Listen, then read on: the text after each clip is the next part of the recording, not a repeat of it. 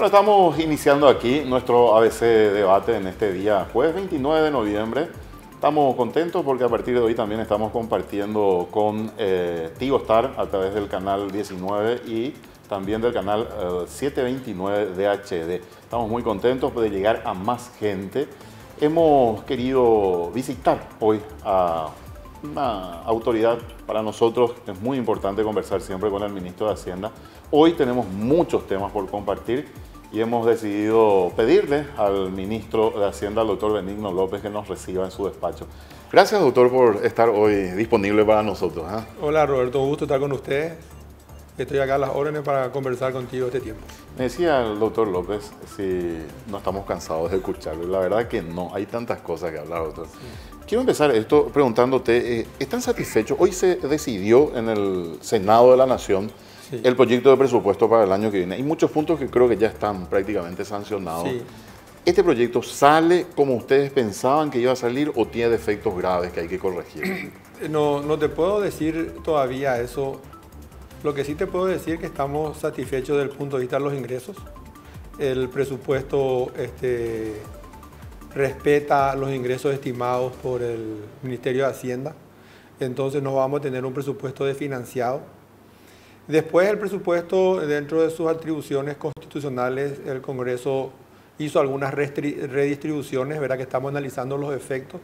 Seguramente lo volvió más rígido porque todos los cambios, o su gran mayoría, fueron para responder a exigencias salariales de algunos que otros sectores y deja un sabor de un poco de inequidad porque para eso tuvieron que sacar recursos o financiamiento de otras entidades para satisfacer eso, ¿verdad? Pero en líneas generales, considerando la historia que tenemos como Ejecutivo históricamente con el Congreso, yo puedo decir que en principio estoy satisfecho, ¿verdad? O sea, el presupuesto vamos a poder manejarlo y los impactos se verán en su funcionamiento y sobre todo yo creo que lo que nos va a dar un poco más de rigidez que la que estamos previendo usualmente. El tema docente quizás sea uno de los más preocupantes, doctor, porque ustedes plantearon desde el Ejecutivo un aumento del 13%, la Cámara de Diputados se elevó al 16%, y el Senado, tengo entendido, por lo que nos explicaban esta mañana el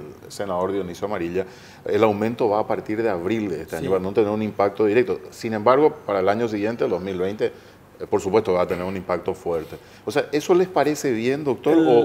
No, nosotros siempre estamos contestes con el presupuesto que enviamos de Hacienda, donde hemos trabajado mucho tiempo para dar un presupuesto equilibrado que satisfaga a todas las partes, ¿verdad? Un presupuesto donde no tiene efectos de aumentos salariales para nadie, ¿verdad? Respondiendo a un criterio de igualdad en el tratamiento salarial.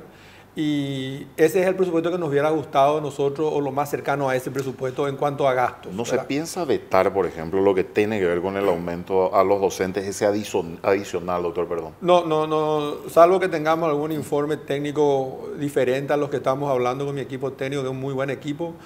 El veto tuvimos la experiencia en el pasado y nosotros creemos que es desde Hacienda que es de última ratio, ¿verdad?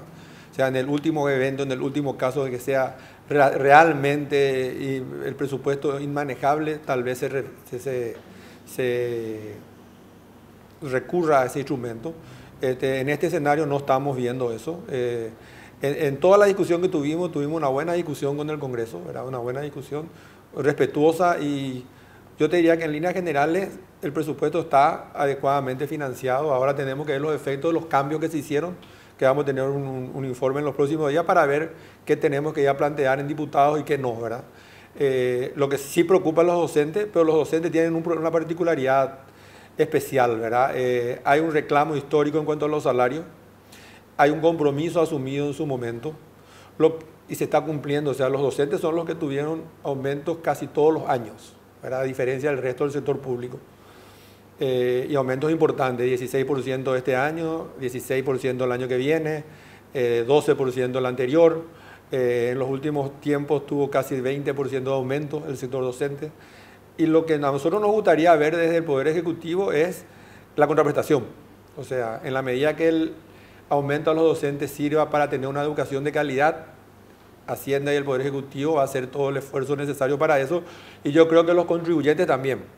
Ahora, si lo que tenemos es una educación como la que tenemos, ahí entra la duda de qué es lo que estamos financiando. Nos cuesta $1.000 millones al año y de acuerdo a los últimos datos del SNEPE, estamos recibiendo muy poco. Una pregunta que nos hacíamos hoy y se publicaba en la portada del diario ABC, doctor, es que se está baleando, decía el diario, como figura, ¿verdad? El eventual aumento de impuestos que se podría acordar el año que viene, que se viene negociando, ¿verdad? Después podríamos hablar con más detalle de esto, pero es un poco la preocupación de la gente, o sea, cómo estamos gastando, y lo que me dice es que nuevamente hay más gastos rígidos, entonces eso es preocupante, digamos. Es preocupante para Hacienda, es preocupante para el Poder Ejecutivo, es preocupante para el Presidente de la República. De hecho, él ha instruido que miremos con detenimiento el gasto y mejoremos la eficiencia del gasto público.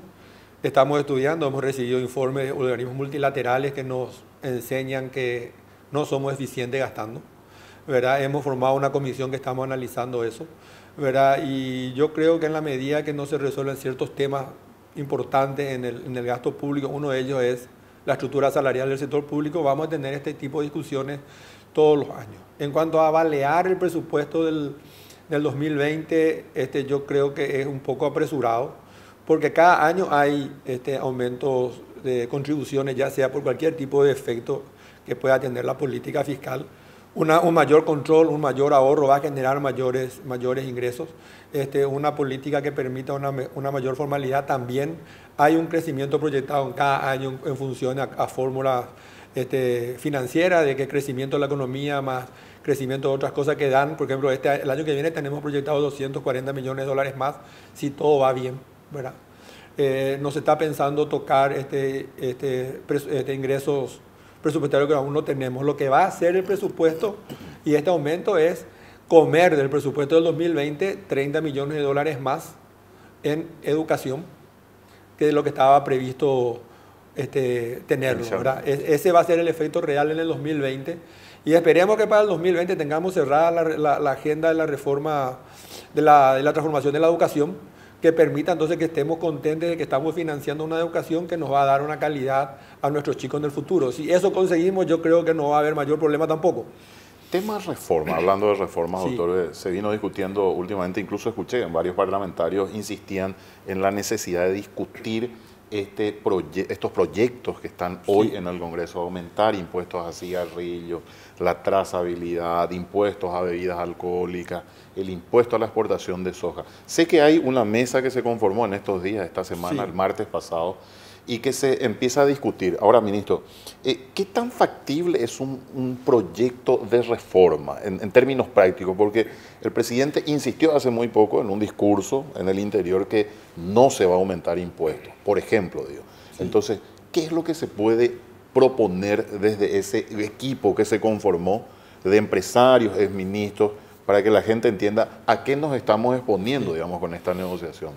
Si yo te pregunto a vos, ¿querés pagar más impuestos? No, yo no quiero pagar más impuestos. Nadie quiere pagar más impuestos. Por algo se llama impuesto, ¿verdad? Por otro lado, si yo te pregunto a vos, ¿pagarías más impuestos para más de lo mismo? No, definitivamente no. Y esa es la posición del presidente. Cuando habla el presidente de no cobrar más impuestos, no requerir más carga a la ciudadanía, es justamente para más de lo mismo nos mantenemos con lo mismo. O sea, no hay una intención de generar impuestos adicionales para no dar una respuesta diferente a la gente. Lo que estamos viendo en el proceso de reforma es, primero, usar los trabajos que tiene Hacienda sobre el tema de la matriz tributaria y de la simplificación de la matriz tributaria, ¿verdad?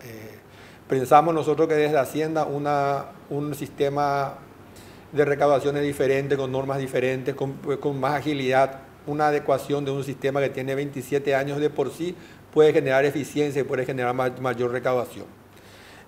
A eso apuntamos, a una mayor recaudación, a un sistema más equitativo, ¿verdad? A discutir temas que son hoy complicados, como por ejemplo el impuesto a la renta, qué se va a seguir exonerando y qué no. La renta personal. De renta personal. O sea, renta personal definitivamente es uno de los temas que hay que tocar. Es uno de los temas que hay que tocar para evitar tener el estrés que se tiene actualmente, como lo tuvimos, y que tuvimos que llegar a un acuerdo con el sector privado para resolver un problema que era grande y que podía ser enorme en costos si los juicios avanzaban y continuaban, ¿verdad? O sea, yo creo que hay que hablar de toda la matriz, de la simplificación del proceso. Y ahí ver el reclamo del Congreso, ¿verdad? Acá yo creo que hay una buena voluntad del sector privado porque entiende también que en el Congreso se van a tocar los impuestos, algunos, en algún momento. Y antes mejor para algunos congresistas, porque hay reclamos importantes que hay que resolver en salud y en educación. ¿Cuál es nuestra idea? Nuestra idea es presentar un proyecto de una reforma integral fundando en la simplificación y la eficiencia sin perder competitividad y analizar ahí este tipo de impuestos y ese tipo de cuestiones que generan distorsión en el mercado y en la economía paraguaya y no perder la competitividad que tenemos y aprovechar que nos genere más productividad. Y si vamos nosotros a hacer un cambio, una reforma en la educación, eso va a requerir recursos adicionales. Si queremos tener una mejor educación, necesitamos más recursos. Sector salud también. Sector salud. Hoy hay reclamos de insumos, medicamentos. Medicamentos, insumos, las enfermedades catastróficas, el sistema de compra. Si vamos a necesitar otro sistema de salud más eficiente, donde la salud de calidad que recibamos todos en el sector público sea de mayor calidad, eso va a requerir mayores recursos. Tema del sector agropecuario, ministro. Ahora se plantea un impuesto a la exportación. Yo particularmente no estoy de acuerdo con un impuesto a la exportación. Sí creo que hay otras reformas que se pueden hacer. Caso del impuesto a la renta agropecuaria. ¿Es necesario adecuarlo también? Yo creo que aquí es necesario adecuarlo, es necesario discutir entre todos los afectados a ver cuál tiene que ser el modelo de aporte al funcionamiento del Estado y del sector. Estas discusiones tenemos casi todos los años también. A su criterio, el sector agropecuario paga pocos impuestos. Yo tengo que entender más si paga poco, porque hablo con todos o cada uno tiene su posición. Lo que yo no estoy a favor es un impuesto a la exportación, ¿verdad? Como concepto, ¿verdad? Después tenemos que analizar el impacto del sector agropecuario en toda la cadena para tener una idea clara si es que paga mucho o paga poco. En general pareciera que paga poco o que paga menos que otros sectores. Entonces deberíamos, y así hay otros sectores también que pagan, no contribuyen lo que debieran contribuir a la sociedad en función a lo que usan de la sociedad, de los bienes naturales que se usan. Entonces, esta es una brillante oportunidad para tener un sistema tributario más eficiente, un sistema tributario más moderno, un sistema tributario que permita un mayor combate contra la informalidad, una unificación de criterios en ciertos aspectos de la ley, adecuar a la exigencia de transparencia internacional. Hoy estamos tratando de entrar o ser considerados en la OCDE, se requiere un sistema tributario más transparente. Enfrentar la evaluación de Gafi, el tema del lavado de dinero, requiere un sistema tributario más transparente. Hablar y definir qué vamos a hacer con la prejudicialidad, vamos a tenerla o no la vamos a tener. Hablar qué vamos a hacer con la evasión tributaria como un delito precedente, lo vamos a considerar, presenta el lavado de dinero, lo vamos a considerar o no. ¿Qué respuesta vamos a dar al secreto que hay en las actuaciones tributarias? Hoy eso ya es una historia en el mundo. O sea, el Estado tiene que compartir esa información, al menos dentro del Estado, y hoy cuesta que se intercambien información entre CEPRELAT, aduanas, SET y IPS y el Ministerio del Trabajo, por ejemplo. Entonces, ese tipo de cosas vamos a hablar en esta reforma y aprovechar. Yo quiero agradecer al sector privado que se sienta a hablar de esto y que se sienta con un espíritu para encontrar una salida, y también que se sienta a hablar en la otra. Yo creo que la otra comisión es más importante que esta de la cuestión tributaria, que es la cuestión del gasto. Nosotros, si mejoramos el gasto, vamos a dar un paso importante en nuestro funcionamiento como Estado. Podemos dejarlo ahí brevemente, ministro. Vamos a ir a una pausa. Me quedan muchos temas. La prejudicialidad, que me parece muy importante que lo podamos hablar, y el tema de la reforma del gasto, que son cuestiones fundamentales, como condición previa incluso. No hacerlo primero para después aumentar impuestos, sino tener una garantía de que vamos a gastar bien a la gente, decirle, te voy a cobrar más impuestos, pero vamos a gastar bien. Me gustaría entrar en más detalles con eso, ministro. ¿Qué es concretamente lo que se podría hacer en materia de gasto? Pues muchos dicen, hay mucha rigidez, en realidad no se puede tocar, que hay jurisprudencias que dicen que no podemos sacar gente. O sea, cosas que son ciertas mezcladas a veces con medias verdades, digamos. Entonces me gustaría hablar de esto con el ministro de Hacienda, Benigno López. Vamos a una breve pausa y enseguida estamos con más.